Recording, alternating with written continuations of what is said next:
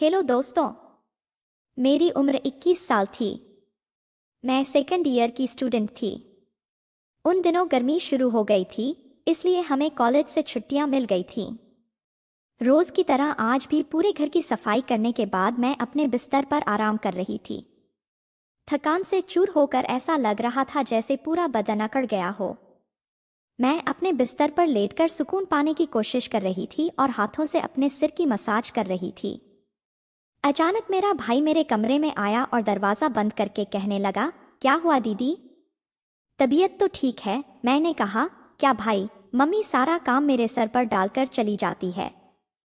College की छुट्टियां क्या हुई, सारे घर की जिम्मेदारी मुझ पर आ गई है। ऊपर से मुलाजमा भी छुट्टी पर है। मुझसे नहीं होते यह घर के काम। मेरी बात सुनकर वह मेरे पास बैठ गया और कहने लगा, मेरी प्यारी बहन, कोई बात नहीं, मैं अभी तुम्हारे लिए दूध लेकर आता हूँ। उसे पियोगी तो सुकून मिल जाएगा। अरविंद की बात सुनकर मैं मुस्कुरा दी और कहा, बस तुम खाना बाहर से ले आना। मैं थोड़ी देर सोऊंगी तो मेरी तबीयत कुछ बेहतर हो जाएगी। अरविंद कमरे से निकल गया। कुछ देर बाद ठंडे दूध के गिलास के साथ वह वापस आया। मुझे उस पर बहुत प्यार आया। दुनिया में बहुत कम ही ऐसे भाई होते हैं जो अपनी बहनों का इतना ख्याल रखते हैं। मैं उसे ढेर सारा आशीर्वाद देने लगी और उसका लाया हुआ दूध पीने लगी। दूध पीने के बाद मैंने गिलास एक साइड पर रखा और लेट गई। अरविंद कहने लगा, चलो दीदी, मैं तुम्हारा सिर दबा देता हूँ, तुम सो जाओ। वह मेरे सिरहाने बैठ गया और अपने हाथों से मेरा सिर दबाने लगा। मुझे भी सुकून आने लगा था। दर्द भी कम होने लगा था। मैं आंखें मूंदकर सोने लगी और गहरी नींद में चली गई। पता ही नहीं चला कि घंटों तक मैं सोती रही थी। मेरी आंख मम्मी की आवाज पर खुली। मैं हड़बड़ाकर आंखें खोली तो मेरा सिर बुरी तरह से बोझल था। घड़ी पर टाइम देखा तो रात के 9 बज रहे थे। मुझे एकदम झटका सा लगा। बड़ी अजीब बात थी कि पापा ऑफिस से वापस आ चुके थे। शायद थकावट की वजह से मुझे वक्त का एहसास ही ना हुआ। मैं उठकर जैसे ही 2 कदम चली तो मुझे चक्कर आ गए। आंखों के आगे अंधेरा छा गया। अगर दीवार पर हाथ ना रखती तो यकीनन गिर जाती। मैं फ्रेश होकर बाहर आई तो खाने के टेबल पर सब बैठे मेरा ही इंतजार कर रहे थे। मैं जाकर आराम के साथ कुर्सी पर बैठ गई। मुझे देखकर अरविंद खाना मेरी प्लेट में डालने लगा और फिर मम्मी से कहने लगा, मम्मी, अन्नू पर काम का बोझ थोड़ा कम डाला करें। अरे, अगर काम वाली नहीं आ रही तो उसकी जगह किसी और को रख लें। यह बेचारी सारा दिन काम करके थक जाती है। देखें तो इसकी रंगत भी पीली पड़ चुकी है। मेरी हालत वाकई खराब हो चुकी थी। मैं काफी थकी हुई महसूस कर रही थी। मेरी मम्मी और पापा दोनों ही जॉब करते थे, क्योंकि सिर्फ पापा की जॉब से घर चलना मुश्किल था। ऊपर से हमारी पढ़ाई के खर्चे भी कुछ कम नहीं थे। इसलिए मेरी मम्मी भी उसी कंपनी में जॉब करती थी जहां पापा करते थे। मैं और अरविंद कॉलेज जाते थे, मगर अभी गर्मी की वजह से छुट्टियां थीं, इसलिए हमें घर ही रहना पड़ रहा था। मैंने यह बात नोट की थी कि पिछले कुछ दिनों से अरविंद मेरे साथ कुछ ज्यादा ही अटैच हो चुका है। जब से मुझे छुट्टियां हुई थी, वह मेरा बहुत ख्याल रखने लगा था। अगर मैं घर का कोई काम कर रही होती तो आकर मेरी मदद करने लगता। अगर मैं थक जाती तो मेरा सर दबा देता। मैं उसे मना करती, मगर वह कहता, नहीं, तुम थक चुकी हो, इतना काम करती हो, मेरा हक है कि मैं तुम्हें सुकून पहुंचाऊं। मैं भी खामोशी से लेटी रहती। मगर एक रात जो कुछ हुआ, उससे मेरे होश उड़ गए थे। क्या अरविंद कभी ऐसा भी कर सकता है? मैं अपने कमरे में सो रही थी। आधी रात के वक्त मुझे महसूस हुआ जैसे कोई मेरे कमरे में आया हुआ है। आहिस्ता से चलता मेरे बिस्तर के करीब आया हो। भले ही मैं सो रही थी, मगर मेरा जहन बेदार था। मैंने हड़बड़ाकर आंखें खोल दी। कमरा अंधेरे में डूबा हुआ था। जब मैंने उठकर देखा तो अंदर कोई भी नहीं था। बस कमरे का दरवाज़ा थोड़ा खुला हुआ था। मैं सोने से पहले हमेशा दरवाज़ा बंद करके सोती थी। फिर खुद कैसे खुल सकता था? मैं नींद भरी आंखों से उठी और दरवाजे को लॉक करने लगी। दरवाज़ा लॉक करने के बाद दोबारा पलटकर बिस्तर पर सो गई। मेरी आंखें बंद होते ही एक बार फिर मुझे कदमों की आहट सुनाई देने लगी, जैसे कोई बिस्तर पर मेरे पास बैठ रहा हो। ऐसा लगा जैसे कोई अपना हाथ मेरी ओर बढ़ा रहा हो, लेकिन जब मैंने पलटकर देखा तो कोई नहीं था। मुझे घबराहट होने लगी थी। मैंने उठकर कमरे की लाइट ऑन कर दी और दरवाज़ा खोलकर भी बाहर देखा, मगर वहां पर भी कोई नहीं था। आज से पहले ऐसा कभी नहीं हुआ था जो अब हो रहा था। मुझे प्यास लगी तो मैं कमरे का दरवाज़ा खोलकर बाहर निकली। उसी वक्त अरविंद भी अपने कमरे से बाहर निकला। मुझे देखकर उसने पूछा, क्या बात है, आप अभी तक जाग रही हैं? मैंने जवाब दिया, कुछ नहीं, बस ऐसा महसूस हुआ जैसे कमरे में कोई मौजूद हो। पानी पीकर मैं दोबारा कमरे में आई और पीछे पीछे वह भी आ गया। उसने कहा, आपको डरने की जरूरत नहीं है। अगर आपको डर लग रहा है तो मैं आपके पास सो जाता हूँ। मैंने उसे मना करते हुए कहा, नहीं, तुम्हें अपनी नींद खराब करने की जरूरत नहीं है, तुम अपने कमरे में सो जाओ। लेकिन वह जिद करने लगा, मैं आपको अकेला किसी भी हाल में नहीं छोड़ सकता, आपकी तबीयत खराब हो सकती है, मैं आपको तकलीफ में नहीं देख सकता, आप सो जाओ, मैं यहीं सो जाता हूँ। आखिरकार मैं बेड पर जाकर सो गई। उसने तकिया उठाकर सोफे पर रख लिया और वहीं सो गया। उस रात मुझे ऐसा महसूस हुआ जैसे कोई मेरे सिरहाने बैठकर मुझे बहुत देर तक देखता रहा हो। उसने मेरे बालों को सहलाया, मेरे चेहरे पर उंगलियां फेरी और मैं सुकून से सो रही थी। मुझे सब कुछ एक सपने जैसा लग रहा था। अगली सुबह जब मैं उठी तो मेरा मूड बड़ा अजीब था, लेकिन जब मैंने अपने भाई पर गौर किया तो मैं हैरान रह गई। शुक्र था कि मैंने अपने आप को दुपट्टे से ढक रखा था। मेरी कमीज बेतरतीब हो चुकी थी। मुझे हैरत हुई, क्योंकि आज से पहले मैं कभी इस तरह आराम से नहीं सोई थी। आज मैं बहुत खुश महसूस कर रही थी। ना जाने क्या वजह थी। मैंने उससे पूछा तो उसने कहा, मैं तो रोज ही इतना खुश होता हूँ। जिसको आप जैसी बहन मिल जाए वो क्यों ना खुश हो। घर के सारे काम निपटाकर जब मैं बैठी तो अरविंद तेल लेकर मेरे पास आ गया। कहने लगा, अन्नू दीदी, आप अपने बाल खोल दें, मैं आपके सर में मसाज कर देता हूँ। मुझे उसकी हरकतें अजीब लगती थीं। मैंने कहा, यह तुम्हारा काम नहीं है, जाओ अपने दोस्तों के साथ घूमो फिरो, मुझे मसाज की जरूरत नहीं है। मगर उसने मेरी बात नहीं मानी और खुद ही मेरे बालों से कैचर उतार कर कहने लगा, आप नखरे मत किया करें, किस्मत वालों को ही ऐसे भाई मिलते हैं। जब आपका भाई आपके खूबसूरत रेशमी बालों में मसाज करना चाहता है तो आपको क्या समस्या हो सकती है।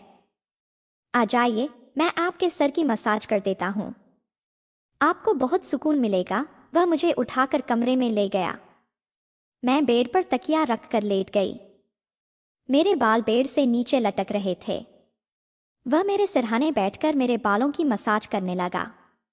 अरविंद मुझसे 4 साल छोटा था, मगर मुझे नाम से बुलाता था। कहता, आप इतनी प्यारी हैं कि आपको देखकर दिल करता है कि आप हमेशा इसी तरह मुस्कुराती रहें और मैं आपका लाभ उठाता रहूं। वह मेरे बालों की मसाज कर रहा था और उसके हाथों में जैसे जादू था। मुझे इतना मज़ा आया कि मैं नींद की वादियों में खोने लगी। तेल की खुशबू भी बहुत ज़बरदस्त थी। मैंने उससे पूछा, यह कौन सा तेल है? वह बोला, यह बहुत ही खास तेल है, खास आपके लिए। आपके जो इतने हसीन बाल हैं ना, यह उन्हीं बालों के लिए बना है। उसकी बातें बहुत प्यारी थीं।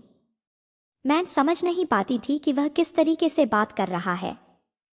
मसाज के दौरान ही मैं नींद में खोने लगी। कुछ देर बाद जब मेरी आंख खुली तो मेरा पूरा बदन दर्द से टूट रहा था। ऐसा लग रहा था जैसे मेरी टांगों पर बहुत ज्यादा वजन रख दिया गया हो। पूरे बदन में दर्द सराय कर रहा था। मैं धीरे धीरे उठकर बैठी और आसपास देखने लगी। तब अपने भाई पर गौर किया। मैं पूरी तरह भीगी हुई थी, जैसे किसी ने मुझे नहला दिया हो। कपड़े गीले थे, पंखा बंद था और गर्मी थी। यह सब क्या हो रहा था? मैं बड़ी मुश्किल से बेड से उठी। मुझे चक्कर आ रहे थे, चलना मुश्किल हो रहा था। मैं अपनी हालत समझ नहीं पा रही थी कि यह सब क्या हो रहा है। बड़ी मुश्किल से चलकर बाथरूम गई और फ्रेश हुई। अपनी हालत पर गौर किया तो ऐसा लगा जैसे मैं सोई नहीं बल्कि कोई मेहनत वाला काम कर रही थी। जब मैं कमरे से बाहर निकली तो मुझे फुसफुसाने की आवाज आई। ऐसा लग रहा था जैसे कोई किसी से बात कर रहा हो। घर में मेरे और उसके अलावा कोई नहीं था। फिर वह किसके साथ बात कर रहा था? मैं पहले किचन में पानी पीने गई मगर तब तक आवाज आनी बंद हो गई थी। मैं किचन के दरवाजे के पास खड़ी थी। जब वह बैठक से निकला उसके हाथ में काफी पैसे थे जिन्हें देखकर वह मुस्कुरा रहा था। मेरे माथे पर बल पड़ गए। अगले ही पल उसकी नजर मुझ पर पड़ी। मुझे देखकर कहने लगा, अन्नू आप उठ गईं? मैं चलते हुए उसके करीब आई। वह हड़बड़ाकर पैसे अपनी पैंट की जेब में डाल रहा था मगर मैंने उसका हाथ पकड़कर उन पैसों को सामने लाकर कहा, इतने पैसे तुम्हारे पास कहाँ से आए? वह नजरें झुका चुका था। कहने लगा, अब प्लीज पापा को मत बताना। मैं ताज्जुब में थी कि उसने यह पैसे पापा को क्यों नहीं दिए। मैंने सख्ती से पूछा तो वह सहम गया। कहने लगा, यह पैसे तो पापा के एक दोस्त ने कई साल पुराने कर्ज के रूप में लौटाए थे। मैंने सोचा था कि इनसे मोबाइल लूंगा लेकिन फिर उसने पैसे मुझे थमा दिए। मैंने कहा, हाँ तुमने अच्छा किया। घर के हालात देखो किस कदर खराब हैं। हमारे माँ बाप दोनों नौकरी कर रहे हैं और तुम मोबाइल लेने की बात कर रहे हो। वह शर्मिंदा था। मैंने वह पैसे रात को पापा को दे दिए थे।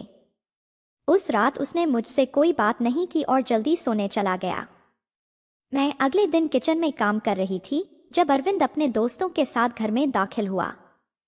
मैं जितनी हैरान होती उतना ही कम था क्योंकि वह अपने दोस्तों को सीधा लाउंज में ही ले आया था। उस वक्त मैं दुपट्टा उतारकर बर्तन धो रही थी। जब वह सब हंसते हुए अंदर आए मैंने तुरंत दुपट्टा ऊपर लिया और फिर अरविंद को समझाने लगी, यह क्या तरीका है? तुम जानते हो इस वक्त मम्मी पापा घर नहीं हैं। फिर भी इन लोगों को घर ले आए हो। अरविंद कहने लगा, यह मेरा घर है। जब आपको मेरा ख्याल नहीं है तो मैं आपका ख्याल क्यों करूं? अच्छा खाना तैयार करो। मेरे बहुत खास दोस्त हैं। वह मुझसे काफी नाराज हो चुका था मगर अब मैं क्या करती? खाना तो बनाना जरूरी था। मैं उसके दोस्तों के लिए खाना बनाने लगी तो वह बोला, खाना परोसने भी तुम खुद ही आओगी? मुझे अरविंद का रवैया हैरान कर रहा था।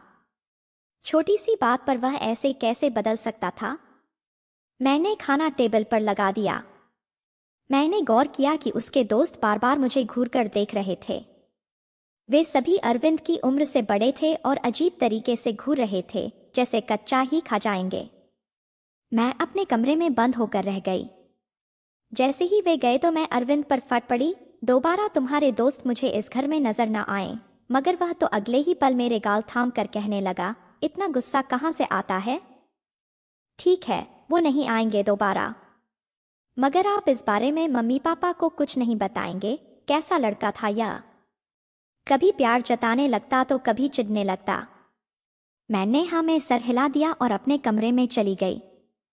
मुझे अरविंद की हरकतें कुछ मुश्किल सी लगने लगी थीं क्योंकि वह मुझे अजीब तरह से देखने लगा था। उस रोज भी जब मैं अपने कमरे में आराम करने के लिए सोई तो अचानक मुझे अपने पैरों पर किसी का हाथ महसूस हुआ।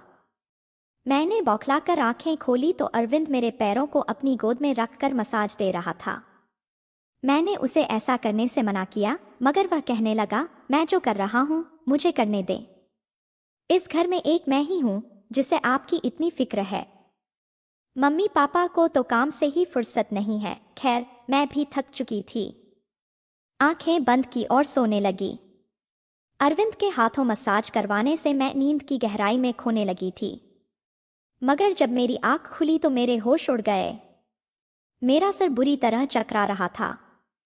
बिस्तर की चादर बिल्कुल बेतरतीब हो चुकी थी। बिस्तर पर एक शर्ट और एक मेल परफ्यूम पड़ा था। यह सामान किसका था?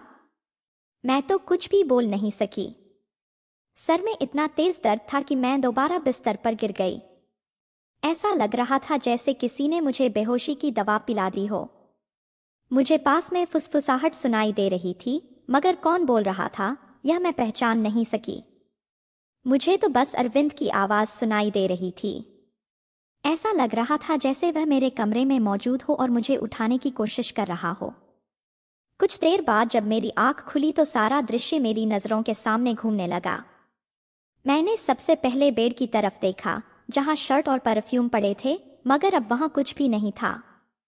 आज फिर मेरी हालत बड़ी अजीब थी। मैं बच्ची तो नहीं थी जो यह सब कुछ समझ ना पाती। घर में मेरे और अरविंद के अलावा और कोई नहीं था। फिर मेरे सोने के बाद ऐसा क्या होता था कि मेरा पूरा शरीर पानी से नहला दिया गया हो। सिर्फ इतना ही नहीं, मेरा शरीर दर्द से चूर था और रंगत भी बिल्कुल पीली हो चुकी थी। दिन ब दिन मैं कमजोर होती जा रही थी। उस दिन भी अरविंद मेरे करीब आने की कोशिश कर रहा था, मगर मैं बहाना बनाकर अपने कमरे में आ गई थी। दिमाग में अजीब से विचार आने लगे थे। तबीयत भी काफी खराब थी। मेरी हालत देखकर माँ भी परेशान होने लगी। उन्होंने कहा कि वे अगले दिन ऑफिस से छुट्टी लेकर मुझे डॉक्टर के पास ले जाएंगी, ताकि पता चल सके कि मुझे क्या समस्या है। उस रात मैं बार बार उठ रही थी और ठीक से सो नहीं पाई। अगले दिन मेरे माता पिता हमेशा की तरह अपने काम पर चले गए थे। उन्हें शायद मेरी परवाह नहीं थी। मैं खुद ही डॉक्टर के पास गई, जहां अल्ट्रासाउंड में पता चला कि मैं पेट से हूं। आखिर यह सब मेरे साथ कौन कर सकता था? अरविंद मेरा भाई था, लेकिन फिर मेरे दिमाग में यह बात आई कि मैं उसे सगा भाई समझती हूँ। बात ऐसी थी कि किसी से छिपी नहीं थी कि वह मेरा सौतेला भाई है। वह मेरी माँ की दूसरी शादी से है, जबकि मैं माँ की पहली शादी की औलाद हूँ। इस तरह की बातें मुझे गलत सोचने पर मजबूर कर रही थीं। समझ नहीं आ रहा था कि कैसे अपने माँ बाप को यह बात बताऊं। अरविंद मेरा सौतेला भाई जब मेरे पास बैठता तो कभी मेरा हाथ पकड़ता तो कभी मेरे गाल खींच देता। मैं बहुत परेशान हो चुकी थी कि मेरे साथ आखिरकार ऐसा कौन कर सकता है। फिर मैंने एक दिन अपने कमरे में मोबाइल का कैमरा फिट कर दिया। उस दिन हमारे माँ बाप घर पर नहीं थे। अरविंद फिर मेरे पास आया और मेरे सिर की मालिश करने लगा। मैंने बहुत कोशिश की कि ना सोऊं, लेकिन तेल में शायद बेहोशी की दवा थी। जैसे ही मैंने उसे सूंघा, बेहोश हो गई। 1 घंटे बाद होश आया। माँ बाप भी घर लौट आए थे। जब मैंने कैमरे की रिकॉर्डिंग देखी तो जैसे पैरों तले जमीन खिसक गई। अरविंद मेरे कमरे में अपने उबास दोस्तों को लाता था, जो मेरे साथ बुरा बर्ताव करते थे। अपना काम पूरा करने के बाद वे अरविंद को पैसे देते और चले जाते।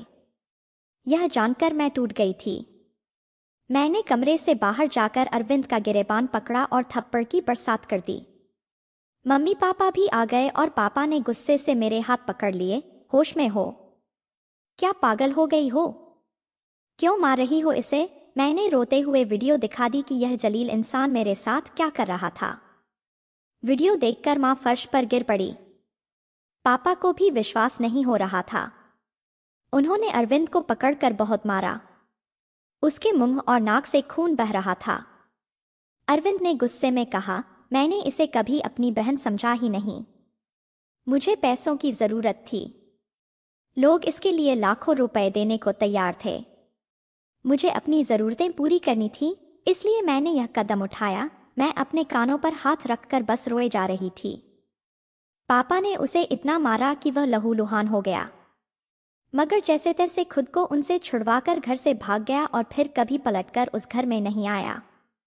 मैं इस हादसे को मरते दम तक नहीं भूल सकूंगी। भाई वही होता है जो आपके सगे वाले देन से हो।